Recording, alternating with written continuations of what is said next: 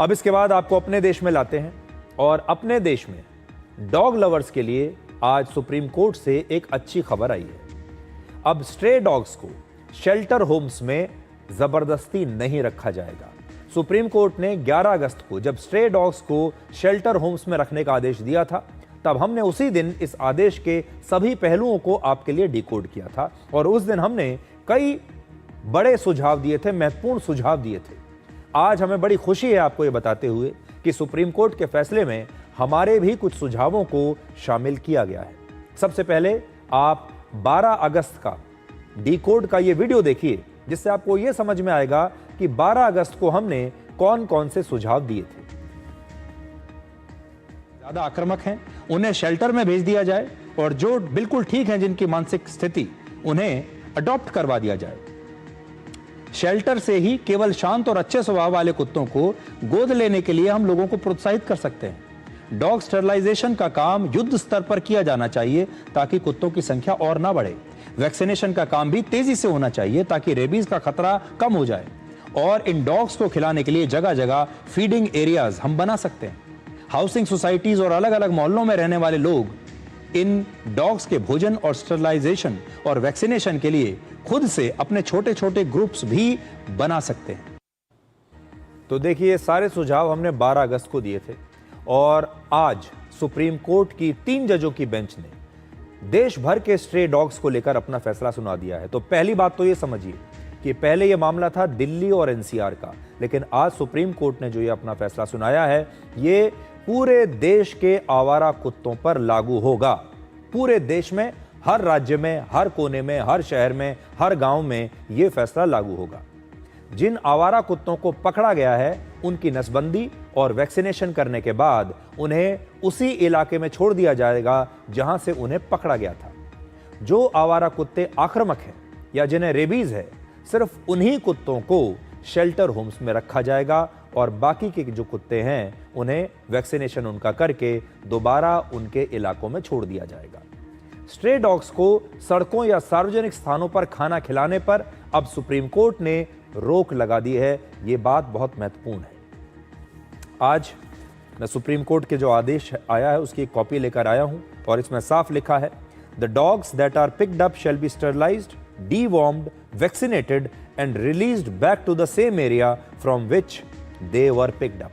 यानी जिन इलाकों से उन्हें लाया गया है उनका वैक्सीनेशन करके उन्हें डीवॉर्म करके वापस वहीं छोड़ दिया जाएगा। It is however clarified that this relocation shall not apply to the dogs infected with rabies or suspected to be infected with rabies and those that display aggressive behavior. Such dogs shall be sterilized and immunized, but under no circumstances should they be released back into the street। तो ये supreme court ने बहुत महत्वपूर्ण बात कही है। The feeding areas shall be created or identified keeping in view the population and concentration of stray dogs in the particular municipal ward। तो यहां सुप्रीम कोर्ट ने यह कहा है कि आवारा कुत्तों को खाना खिलाने के लिए नगर निगम अलग से कोई स्थान नियुक्त करेगा।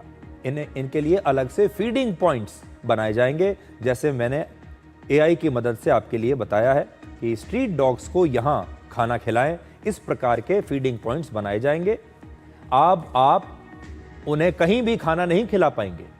उन स्थानों पर बाकायदा बोर्ड लगाकर स्पष्ट लिखा जाएगा कि कुत्तों को केवल इसी जगह पर खाना खिलाया जाए।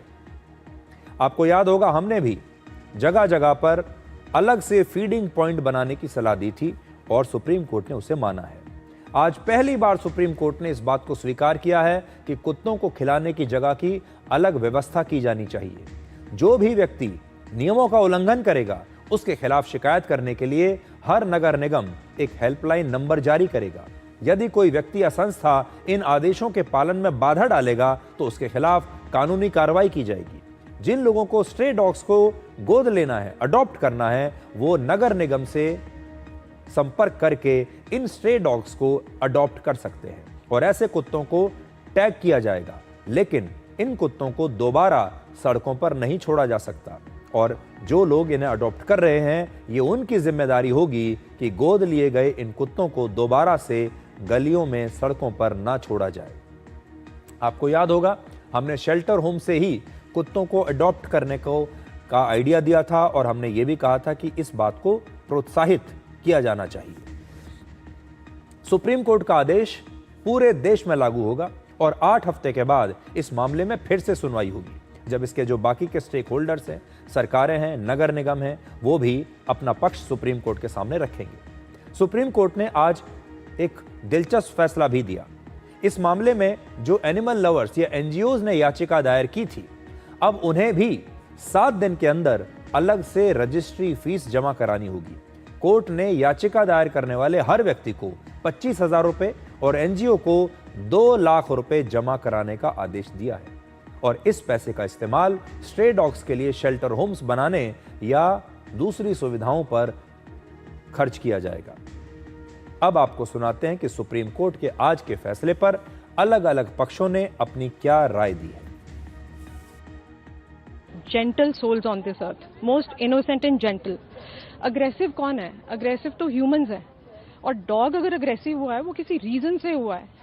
तो कभी किसी ने कोई वो रीजन फाइंड आउट करने का कोशिश किया है? बस एक सुओ मोटो निकाल दिया। सो हम लोग यहाँ पर हैं, we want to be the voice of these voiceless souls जो बोल नहीं सकते।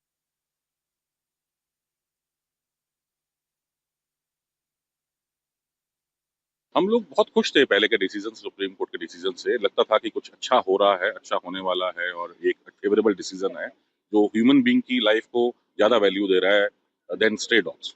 लेकिन आज का जो डिसीजन अभी तक जितना समझ में आया है कि शायद फिर से वापस हम वहीं जा रहे हैं जहां स्ट्रे डॉग को रिलीज करने की बात हो रही है, उसी एरिया में। सुप्रीम कोर्ट ने जो आदेश दिया है उस पर कुछ सवाल भी हैं जिसका जवाब अभी किसी के पास नहीं है। अब सवाल ये है कि सुप्रीम कोर्ट ने तो कह दिया कि देश भर में जगह जगह अलग अलग फीडिंग एरियाज बनाए जाएंगे, फीडिंग पॉइंट्स बनाए जाएंगे जहां पर इन स्ट्रे डॉग्स को खाना खिलाया जाएगा।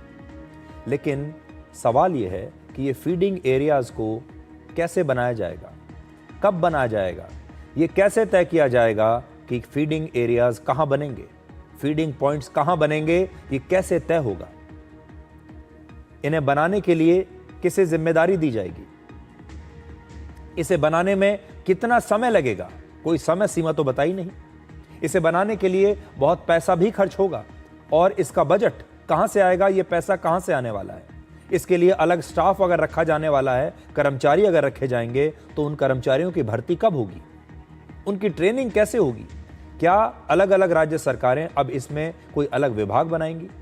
फिर सुप्रीम कोर्ट ने यह भी तय किया है कि जो हिंसक स्ट्रे डॉग्स होंगे, यानी जो कुत्ते बहुत आक्रामक हैं, उन्हें दोबारा सड़कों पर या गलियों में नहीं छोड़ा जाएगा, उन्हें शेल्टर होम्स में ही रखा जाएगा।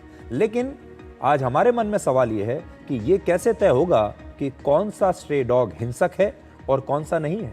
कैसे हमारे देश में करोड़ों स्ट्रे डॉग्स हैं, करोड़ों की संख्या है, इतने करोड़ कुत्तों को आप कैसे यह तय करेंगे कि इनमें से किसका व्यवहार आक्रामक है और किसका व्यवहार शांत है। हम कितने कुत्तों को इन शेल्टर होम्स में रखेंगे और कितने कुत्तों को हम वापस गलियों में, उनके इलाकों में और सड़कों पर छोड़ाएंगे। तो ये कुछ ऐसे सवाल हैं जिनका जवाब अभी शायद किसी के पास नहीं है। लेकिन इस मामले में जो लोग भी काम कर रहे हैं, बहुत सारे लोग हैं जो निजी रूप से इन स्ट्रे डॉग्स की मदद करते हैं, बहुत सारे हमारे देश में एनजीओज भी हैं जो इन स्ट्रे डॉग्स के लिए काम करते हैं। लेकिन उन सभी से अब हम ये कहना चाहेंगे कि सुप्रीम कोर्ट का अंतिम फैसला आ चुका है। अब जो भी है यही है, आप इससे सहमत हों, असहमत हों, आपको अच्छा लग रहा है, खराब लग रहा है, अब जो भी है यही है और आपको अपना जो काम करना है वो इसी फैसले के दायरे में रहकर करना है, इसी नियम के दायरे में रहकर अब आपको काम करना है। पिछले दिनों हमने देखा कि हमारा देश 2 हिस्सों में बंट चुका था। सोशल मीडिया पर भी अगर आपने देखा होगा, ऐसा लगता था देश 2 हिस्सों में बंट गया है।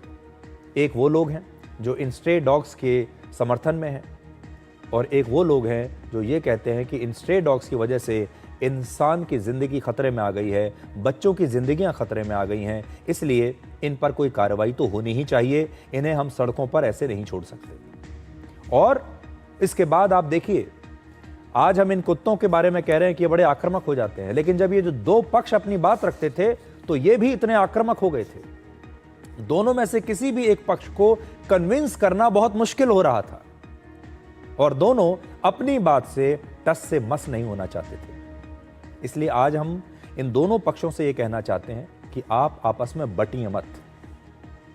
एक बार और आप ये दो टीम बनाकर मत खेलिए, एक दूसरे के विरुद्ध काम मत कीजिए, मिलकर काम कीजिए, मिलकर कुछ ऐसा काम कीजिए, ऐसा सॉल्यूशन निकालिए कि इंसान की जिंदगी भी खतरे में ना हो, हमारे देश में जो बच्चे हैं वो भी सुरक्षित रहें, लेकिन ये जो बेजुबान जानवर हैं इनके साथ भी कहीं कोई नाइंसाफी ना हो जाए, क्योंकि ये जानवर आपसे कुछ कह नहीं सकते, बोल नहीं सकते, इनका कोई घर नहीं है और आज इंसान ने ही इनके घर छीन लिए हैं। और इसीलिए आज बहुत सारे कुत्ते अगर आपको आक्रामक दिखाई भी देते हैं तो उसके पीछे एक वजह है।